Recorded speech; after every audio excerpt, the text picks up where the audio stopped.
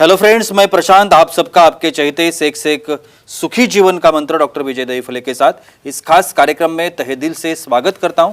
दोस्तों, हमें जब भी कोई मेडिकल इमरजेंसी आती है या फिर स्वास्थ्य से जुड़ी कोई भी परेशानी सताती है, तब हम क्या करते हैं?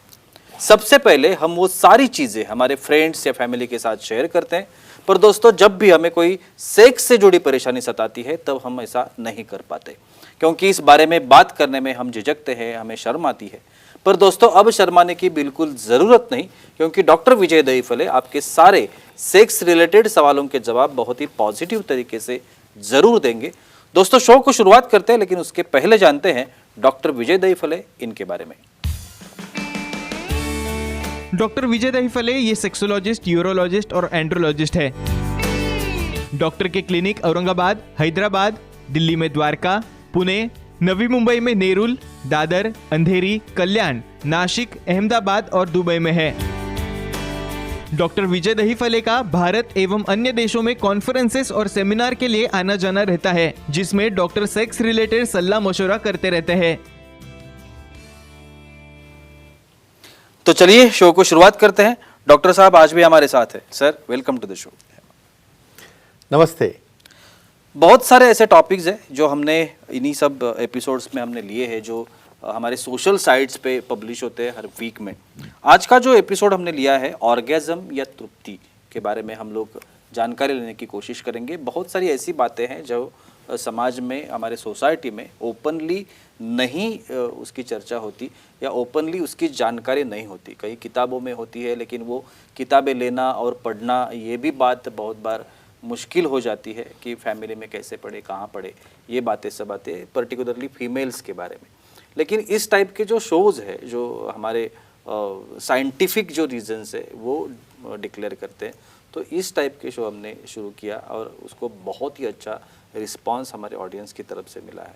आज का जो टॉपिक है हमारा, उसके बारे में कुछ जानकारी लेने की कोशिश करते हैं। सर हमारे साथ है। सर, मैंने जैसे अभी कहा कि बहुत इंपॉर्टेंट टॉपिक्स है। ऑर्गेज़म एक्टिविटी के एंड का बहुत इम्पोर्टेंट प्रोसीजर पार्ट है। जी बिल्कुल। तो उसके पहले हम लोग ये जानते हैं कि ऑर्गेज़म या तृप्ति के कुछ प्रकार होते हैं, तो वो कितने होते हैं, श्योरली क्या क्या होते हैं? अरे मालूम है ना, बहुत इम्पोर्टेंट। बिल्कुल बिल्कुल।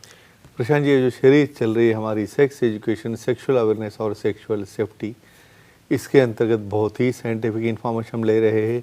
सेक्सुअल डिसफंक्शन क्या है, फोरप्ले क्या होता है, मेल डिसफंक्शन क्या है, फीमेल क्या है, और ऑर्गेज़म क्या है, तृप्ति क्या है। एक दायरा देते हैं हम, time, place, person, condition, culture, safety, consenting, अपना ओन और नॉन इन्फेक्टेड पार्टनर, उसके साथ ही हमें आजमाना है।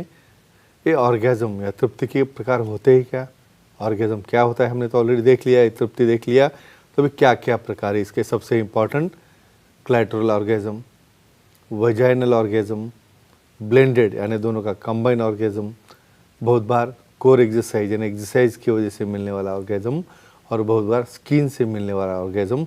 इतने बहुत अलग अलग प्रकार है। हम वन बाय वन देखेंगे। ये तृप्ति कैसी मिलती है, उससे हार्मोन कैसे तैयार होते हैं, मेल पार्टनर हो, फीमेल पार्टनर हो, यानी हमारा एक्ट फिनिश होने के बाद कैसे सेटिस्फाई होता है और कैसे उसके बेनिफिट्स मिलते हैं, देखेंगे वन बाय वन। जी बिल्कुल। अभी सर आपने नोट किया था कि क्लाइटोरियल ऑर्गेज़म। यस। तो ये क्लाइटोरियल ऑर्गेज़म क्या होता है और वो जो तृप्ति हमें मिलती है वो कैसे होती है? डेफिनेटली। और साइंटिफिकली आपको ये मालूम होना क्यों ज़रूरी है भाई, कुछ कपल्स में ऐसा देखा गया है भाई, फीमेल को क्या चाहिए वो बात करती नहीं है खुल के, मेल कभी उसे पूछता नहीं है। चलो बस आ गए, किया, आगे पीछे हो गया और निकल गए। कोई किसको पूछता नहीं आपको कैसे लगा, कहीं वो नहीं बोलता है मुझे कैसा लगा, और वैसे ही चलते रहता है। तो क्लैटरल ऑर्गेज़म ये आता है फोरप्ले में। क्लैटरस एक ऐसा स्ट्रक्चर है हमारे वजाना के ऊपर, वहाँ पे सबसे ज़्यादा नर्व्स रहते हैं। वहाँ पे स्टिमुलेट करने से या वहाँ पे लीकिंग करने से वहाँ पे अच्छा एक्साइटेशन मिलता है। एक क्लैटरल ऑर्गेज़म एक स्मॉल पीरियड के रहता है, 15 या 20 सेकंड के लिए, लेकिन वो टाइम में वहाँ पे पूरा एक्साइटेशन होके, हार्मोन रिलीज होके वहाँ पे एक सेटिस्फैक्शन मिलता है, और वहाँ पे कॉन्ट्रैक्शन ऑफ पेल्विक फ्लोर यानी वजाइनल पार्ट कॉन्ट्रैक्ट होके पार्टनर को जो एन्जॉयमेंट मिलता है वो 15-20 सेकंड के लिए, और वो रिपीटेड भी आ सकता है वो स्टिमुलेशन से। इसे कहते हैं क्लैटोरल ऑर्गेज़म।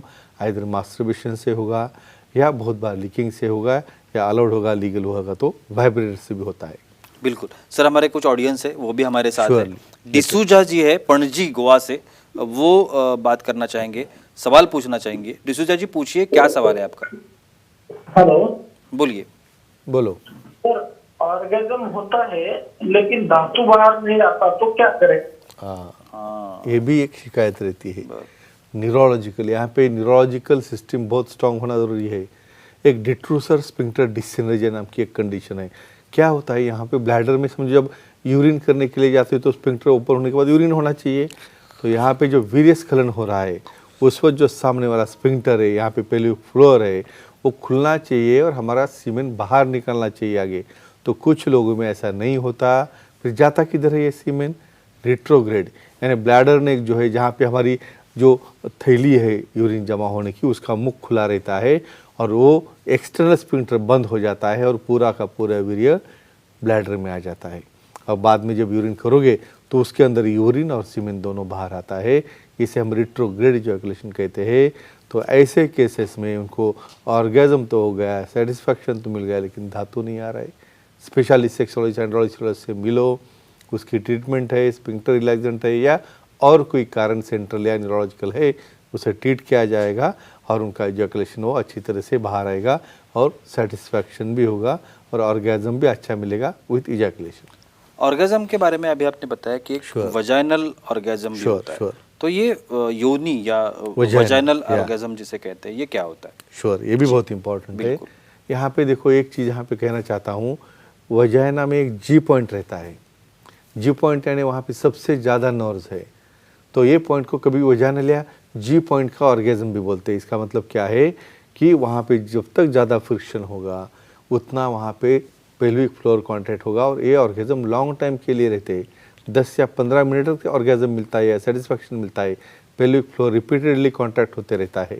तो ऐसे केस को कहते हैं वजाइनल ऑर्गेजम, जहाँ पे ऑर्गन फ्रिक्शन होने से, जी पॉइंट फ्रिक्शन होने से जो सेटिस्फैक्शन पार्टनर को मिलता है या जी पॉइंट स्टिमुलेशन से मिलता है, इसे कहते हैं वजाइनल ऑर्गेजम। और एक प्रकार होता है कंबाइंड या ब्लेंडेड ऑर्गेजम, कॉम्बिनेशन दोनों का। कॉम्बिनेशन। तो ये क्या होता है? श्योर जी, ये भी बताना क्यों जरूरी है भाई। जब एक्ट चल रहा है तो एक के बाद एक प्रोसीजर आगे होने वाली, इसे हमें स्टेप बाय स्टेप जाना है भाई। आगे और शुरू कर दे ऐसा कभी नहीं करना है, पार्टनर इससे खुश नहीं होता है।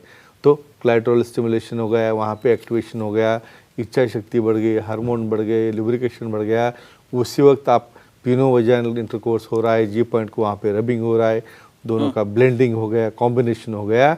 और ये कॉम्बिनेशन से जो पेल्विक स्ट्रांगली कॉन्टैक्ट होता है या बहुत बार रिपीटेड भी हो सकता है, इसके ऊपर आने वाले हैं, तो इसे कहते हैं क्लैटोरल प्लस पिनो वजाइनल या जी पॉइंट का कंबाइंड ऑर्गेजम या ब्लेंडेड ऑर्गेजम, जो बहुत सेटिस्फैक्शन देखी जाता है 15 या 20 मिनट तक के लिए। नक्की। सर, आगे का एक क्वेश्चन है, हमारी ऑडियंस है कोलकाता से सोनाली जी, वो सवाल पूछना चाहती है। सोनाली जी पूछिए, क्या सवाल है आपका? जी हेलो सर। हेलो, बोलिए सर, ऑर्गेजम में तृप्ति मिलने में वाइब्रेटर का क्या रोल होता है? हाँ, वेरी नाइस।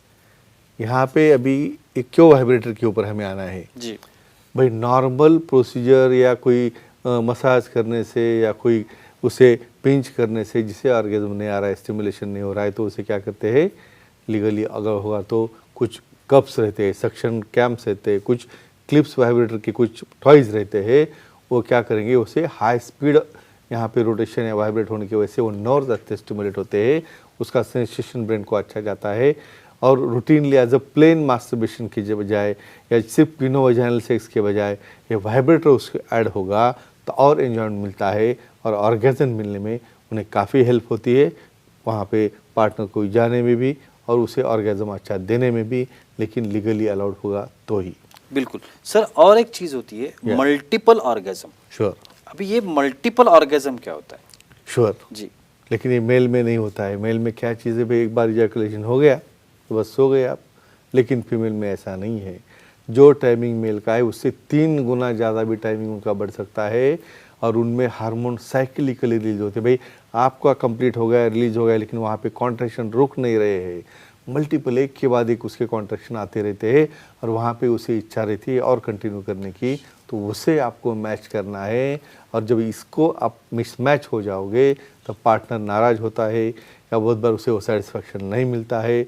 तो इसे कहते हैं मल्टीपल ऑर्गेज़म, जो 15 या 20 मिनट तक वो कंटिन्यू रहते हैं। और इस केस में हमें और भी वहाँ पे एक्ट होने के बाद भी उन्हें स्टिमुलेट करना या वहाँ पे और रिपीट सेक्स करने की ज़रूरत पड़ सकती है, लेकिन उतना स्टैमिना आप में होना चाहिए। कुछ डाउट इसमें या कुछ कमज़ोरी आपको लगती होगी तो सेक्सोलॉजिस्ट एंड्रोलॉजिस्ट से मिलके ये भी स्टैमिना आप उसके साथ कोप्स कर सकते हो ऑर्गेज़म मिलने के लिए, मल्टीपल और उसे सेटिस्फाई करने के लिए। सर और एक टाइप के बारे में जानना Sure. चाहूँगा, मेरा ये आखिरी सवाल है। श्योर। प्रेशर ऑर्गेनिज्म कहते हैं। Yes. अभी ये प्रेशर ऑर्गेज्म क्या होता है? श्योर। जी। यहाँ पे एक बोलना चाहूँगा आपको, मैं कुछ लोगों को छोटा पेनिस रहता है, शॉर्ट पेनिस, वहाँ पे रहते CAT, कोइटल अलाइनमेंट टेक्निक। तो भाई वहाँ पे रबिंग तो नहीं हो रहा है, पेनिस तो आपका छोटा है, क्लैटोरिस तो ऊपर है। ऐसे केस में कुछ लुब्रिकेंट यूज़ करके उनका क्लैटोरिस और इनका प्यूबिक सिम्बाइसिस का जो बोन है या ऊपर वाला पार्ट है, उससे वहाँ पे लुब्रिकेंट से जब रबिंग होता है प्रेशर से, जब प्रेशर रबिंग होगा उसकी वजह से भी वहाँ पे स्टिमुलेशन होता है। एक प्रकार का ये इंडायरेक्ट मास्टरबेशन है अलग तरीके का, जिसमें हमारे हाथ के बजाय प्यूबिक सिम्पाइसिस या अपोजिट पार्टनर के पेल्विक का या जहाँ पे छोटा पेनिस है उसका एंगल का यूज़ करके स्टिमुलेट कर सकते हैं। इसे कहते हैं प्रेशर ऑर्गेज्म। तो एक ही कहूँगा फ्रेंड्स, साइंटिफिक इंफॉर्मेशन लो और साइंटिफिक मेथड से आप करोगे तो अपना पार्टनर डेफिनेटली सेटिस्फाई होगा। और इसमें कुछ दिक्कत आ जाए तो सेक्सोलॉजिस्ट एंड्रोलॉजिस्ट से मिलके ये प्रॉब्लम, टाइमिंग, ड्यूरेशन और दोनों का सेटिस्फैक्शन टाइम मैच करना डेफिनेटली पॉसिबल होता है। Thank you sir, thank you so much. आपने बहुत ही अच्छी जानकारी दी, लेकिन वक्त की पाबंदी है, हमें रुकना पड़ेगा। लेकिन आप अगर डॉक्टर साहब की सलाह लेना चाहते हैं तो स्क्रीन पर जो कॉन्टैक्ट नंबर दिए गए हैं, सेंटर्स के नाम है, ईमेल आईडी है, वेबसाइट भी है, उस पर आप सर की अपॉइंटमेंट ले सकते हैं और बहुत ही पॉजिटिव तरीके से अपने हर एक समस्या का समाधान भी पा सकते हैं। तो चलिए रुकते इस एपिसोड में, अगले एपिसोड में वापस एक बार मुलाकात होगी। तब तक के लिए शुक्रिया।